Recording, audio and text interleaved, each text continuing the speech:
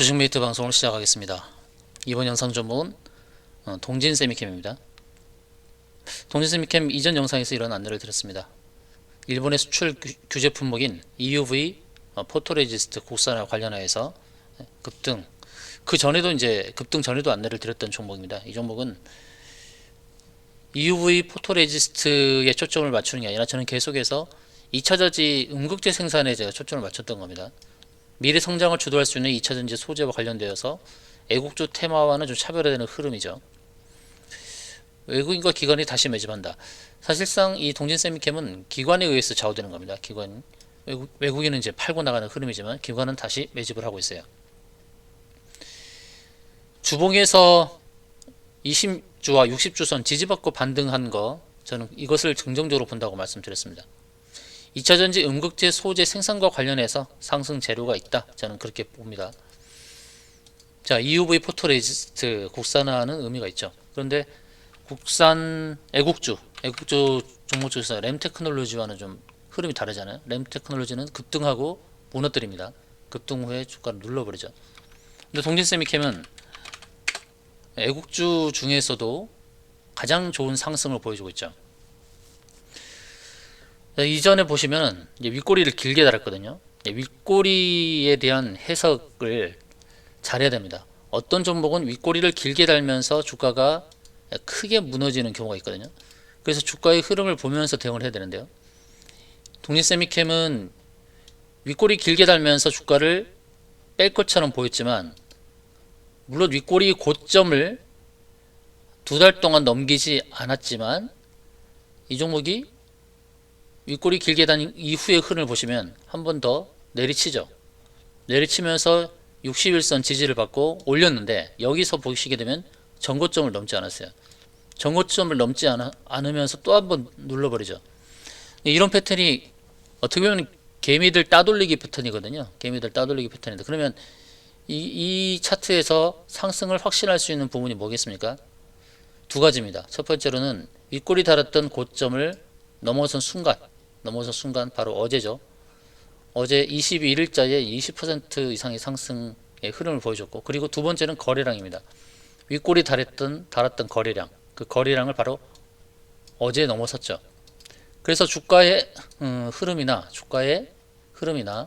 거래량의 흐름이나 다 이렇게 전에 갔던 고점을 넘어가는 거죠. 거래량도 전에 거래했던 거래량을 넘어서는 흐름. 그럼 이런 패턴은 그냥 답이 나왔죠. 어느 정도 답이 나왔습니다. 그리고 외국인은 팔고 나가는 흐름이지만 기관은 계속 주워담고 있습니다.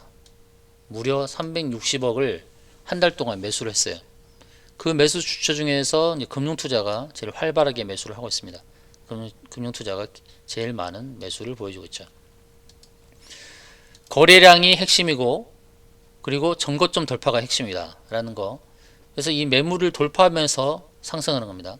그럼 주봉에서 봤을 때 최고점 경신이죠. 최고점 경신. 그리고 월봉에서 봤을 때 최고점 경신입니다. 이 최고점을 넘어가는 종목들은 어떻게 대응하는 게 좋을까요?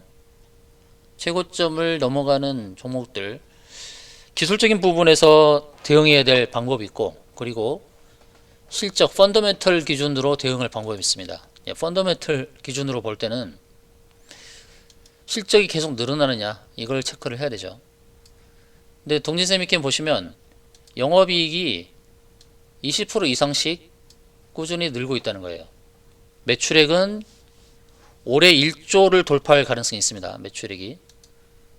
그러면 이게 20%씩 영업이익이 늘어난다? 가장 중요한 것은 앞으로 2년 뒤 매출액이 어떻게 될 것이며 영업이익이 어떻게 될 것이냐, 바로 그 부분입니다.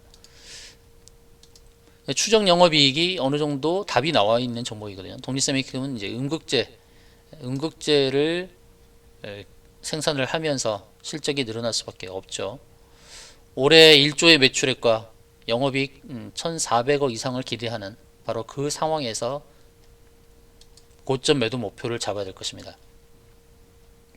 그래서 동진세미캠은 EUV 포토레지스트 국산화 이슈와 더불어서, 그 다음에 플러스 2차전지 음극재 생산에 대한 기대감이 있습니다. 전에 윗골이 길게 달았던 고점을 넘기면서 거래량이 증가하는 것은 긍정적이죠. 긍정적인데, 이제 신고점을 경신하는 종목이라 어떻게 매도가를 잡아야 될지, 잡아야 할지가 관건이죠. 신고점을 경신하는 종목들이 계속해서 고점을 경신하는 경우도 있지만, 아까 보여드렸듯이 램테크놀로지처럼 고점을 경신하면서 이렇게 무너지는 경우도 있단 말이죠. 이러니까 주식 매매가 쉽지 않다. 정말 주식 매매가 쉽지 않죠. 고점을 경신하면 더 갈 것처럼 보이는데, 왜냐하면 고점을 경신했으면 저항이 없잖아요. 위로 저항이 없으니까 더 갈 수도 있는데 이렇게 무너진단 말이에요. 13,000원대부터 9,000원까지 무너져 버렸으니까 고점에서 한 40% 하락을 한 거 아닙니까? 램테크놀로지가. 근데 월봉에서는 어느 정도 답을 준 거죠. 월봉에서 답을 준 겁니다. 월봉에서 어디서 매도해야 될지, 신고점을 경신할 때 어디서 매도해야 될지 답을 주는 것을 제가 지금 표시를 했습니다. 그럼 동진세미캠은 어떨까요? 동진세미캠은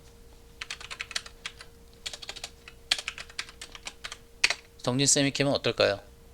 이것도 월봉에서 봤을 때 어떻게 대응할지가 좀 답이 보이죠. 제가 램테크놀로지로 힌트를 드렸습니다. 각자 한번 대입을 해보세요.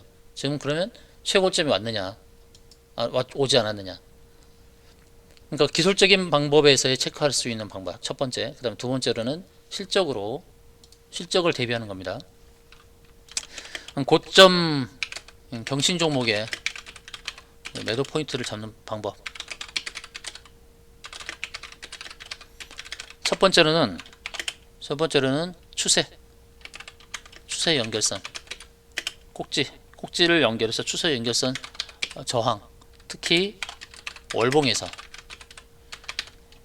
추세 연결선 저항에 대해서는 제가 이전 영상에서 다 안내를 드렸습니다. 매도 기법에 대해서. 그 매도 기법, 추세 연결선 저항, 그 영상을 살펴보시면 되고요. 두 번째로는 실적, 특히 이것도 2년 뒤 추정 영업이익을 보고서 대응을 하는 것입니다. 추정 영업이익을 보고 어느 정도의 그 영업이익 대비로 시가총액에서 저평가인지 아닌지. 자, 2년 뒤 추정 영업이익은 한 2천억 정도 될 겁니다. 동진세미캠이. 그런데 시가총액이 현재 2조 2천억이니까 저평가죠. 지금도 저평가예요. 신고점을 경신했지만 2년 뒤 추정 영업이익 대비해서 현재 시총이 저평가이면 더 오른다는 관점에서 대응해야죠. 고점을 경신한다고 계속 따라갈 것이 아니라 고점을 경신하는 종목에 앞으로의 2년 또는 3년 뒤에 미래 추정 영업이익이 예상치만큼 안 나올 것 같다라고 한다 그러면 고점을 치고 가기는 어렵습니다. 그만큼 실적이 증대하는 것들을 파악을 해야 되죠. 실적이 증가하는 그런 종목들을 잘 보고서 그 추정 영업이익 대비로 해서 시총이 저평가되어 있다 그러면 주가는 더 치고 가는 것입니다.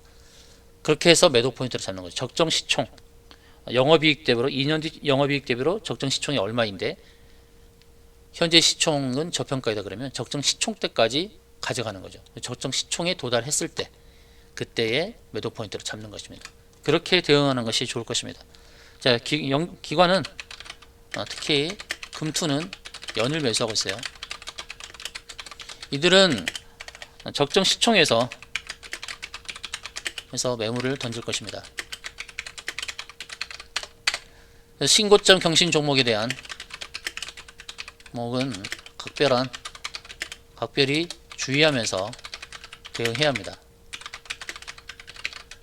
언제 고점에서 무너질지 모르니까요. 자, 동진세미캠 대응법 오법과 안내 드리겠습니다. 동진캠 문자 주시기 바랍니다. 동진캐 문자 주시면 어떻게 대응해야 될지 고점을 경신하고 있는데 우리가 고민인 게 이거죠. 고점 경신 시 고민이 뭐냐면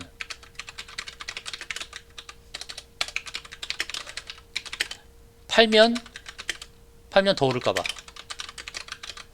그리고 홀딩 했더니 무너질까봐, 이게 고민이거든요. 이게 고민이에요. 그래서 기관이 바라보는 그런 목표, 기관이 바라보는 목표, 특히나 시가총액 적정 시총을 바라보는 그 목표를 바라보고 대응해야 한다는 것이에요. 그래서 대응 잘해야 됩니다. 동진캐 문자 주시면 어떻게 대응해야 될지, 목표가를 어떻게 설정하고 가야 될지 안내를 드리도록 하겠습니다.